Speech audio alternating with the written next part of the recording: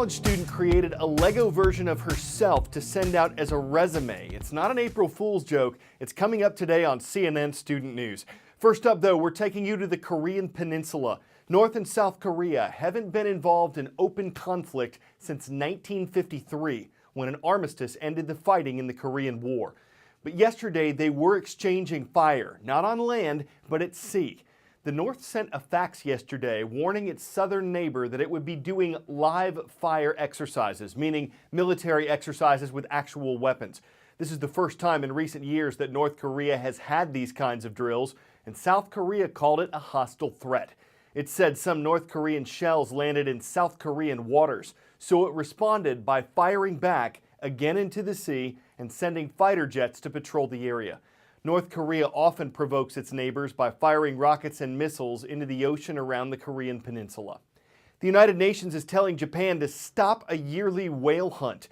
Since 2005, there's been a Japanese program that's captured hundreds of whales off the coast of Antarctica.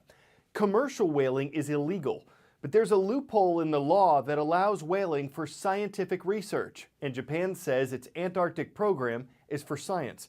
The International Court of Justice says that program is now banned, that there's been more killing than scientific discovery.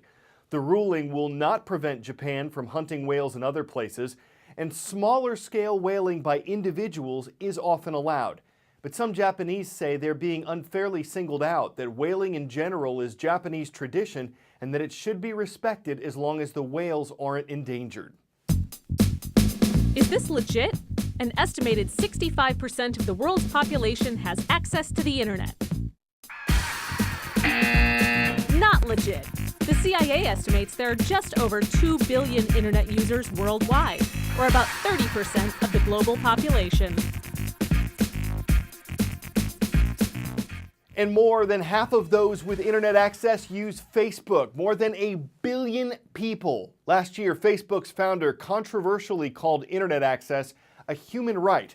And while that's debatable, Facebook is hoping to get people connected in places where they're not, increasing both the number of people online and potentially the number of people on Facebook. Imagine it, for the first time in history, humanity firing on all cylinders. Facebook is taking to the skies in an effort to bring the internet to the world, turning its attention to unmanned aircraft or drones and satellites to reach the roughly 5 billion who can't get the internet. CEO Mark Zuckerberg explained the vision to CNN's Chris Cuomo last August. Here, we use things like Facebook to share news and catch up with our friends, but they're going to use it to decide what kind of government they want, get access to healthcare for the first time ever, connect with family hundreds of miles away that they haven't seen in decades. Getting access to the internet is a really big deal. Internet.org is Facebook's effort to bring together the world's biggest tech companies to find a way to reach people with no access to the internet. But first, Facebook has to figure out how to use this technology to reach those people, many of whom live in underdeveloped places in Asia and Africa. Zuckerberg says the company has hired experts from NASA and UK-based Ascenta, the developer of the longest-flying solar-powered drones, to help. Facebook's Yale Maguire says satellites are constantly on the move, so you have to figure out a way to capture the information from each one of them while they're passing over a specific place. Solar-powered unmanned aircraft can offer a solution in less populated areas. So we're looking at a new type of plane architecture that flies at roughly 20,000 meters, 20 kilometers, because that's the point where the winds are the lowest, it's above commercial airlines, it's even above the weather, and actually can stay in the air for months at a time. And these planes are solar powered, and they sit there and they just circle around, and they have the ability to just broadcast internet down, but significantly closer than a satellite does. Facebook says its motives are altruistic, internet for all. But others point out that universal online access also opens up a world of new potential Facebook customers. Relitsa Vasilova, CNN. Forget internet, today's roll call mascots are going old school, as in medieval legend old school. We'll start with some dragons. Welcome to Gretna High School. Glad you're watching in Gretna, Nebraska. Next we have the Lancers. Good to see you at Longfellow Middle School in Falls Church, Virginia. And how about the Black Knights? They're up at Syracuse, New York on the roll at Henninger High School.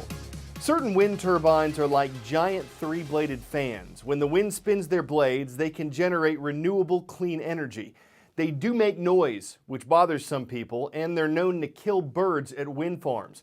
The U.S. is building several wind farms offshore. Scientists think they can survive weaker hurricanes. A Stanford professor says they could actually weaken hurricanes, though the number of turbines that would take may not be feasible. Hurricane season won't begin in the Atlantic Basin until June 1st, but the South Pacific storm season is in full swing. At any point in time, in fact, 'tis the season for hurricanes, typhoons, or cyclones somewhere in the world. With winds up to an astounding 190 miles per hour, fierce storms can dump more than 2.4 trillion gallons of rain in a day.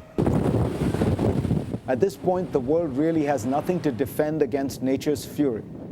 But a Stanford study says there may be something that could stand in a hurricane's way, quite literally. It's not some brand new technology or hypothetical machine I'm talking about. It's wind turbines. According to the study, large numbers of wind turbines could slow down the outer winds of the hurricane, decrease wave heights, and cause it to dissipate faster. The authors say 78,300-foot turbines off the coast of New Orleans could have reduced Hurricane Katrina's wind speeds by as much as 98 miles per hour by the time they reached land and decreased storm surge by an incredible 79%. Considering the billions of dollars of destruction a single storm can cause, a solution that provides renewable energy, pays for itself, and saves lives. April is Financial Literacy Month, and if you're planning on pursuing higher education, we're planning a glossary of terms to help you understand what to expect, especially as a lot of you are in the application process right now. Today's term, cost of attendance, or COA. It's not just tuition, it's the actual amount you'll be paying each year at college once you add in living expenses, books, transportation, and other stuff that comes up. So while in-state tuition at a public school in Georgia, for example, is around $10,000 per year, once you throw in your dorm room, a 7-day meal plan, books, and other expenses, your COA jumps up to $22,000 a year. So it's important to look and plan beyond tuition if you're planning to go to college away from home. It started as a science fair project. 14-year-old Suvir Merchandani found that printer ink costs more per ounce than Chanel No. 5 perfume, so he focused on ways to use less of the ink. My research led me to conclude that the government could save almost $234 million simply by switching to that one font. That's because the font is thinner, it's lighter, it just simply uses less ink. Just simply looking at it, you wouldn't be able to tell that it actually saves 30% of ink costs. So those were my conclusions. So for state and federal governments using the Times New Roman font on printouts, Suvir says the switch to the lighter Garamond font would use less ink, saving a total of $400 million a year.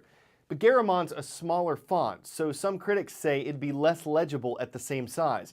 And they say the government pays for ink differently, so the switch might not save that much, though it could save us a few bucks at home. Not a great job market for recent college graduates. How can they make themselves and their resumes really stand out? Here's one idea. Leah Bowman, a junior at Northwestern University, built herself in Legos. She used some computer programs, including Lego's free digital designer software for the resume, and she raided her dad's Lego collection to actually build herself brick by brick. The resume alone may not land her a dream job just yet, but to get an employer's attention, this idea is a blockbuster. Even if they see other colorful resumes, how are they going to let go of this one? It's instructive in good self-marketing. It builds on her creativity and talent. It leaves the competition in pieces. This block party's over. We'll put another show together for you on Wednesday. I'm Carl Azus.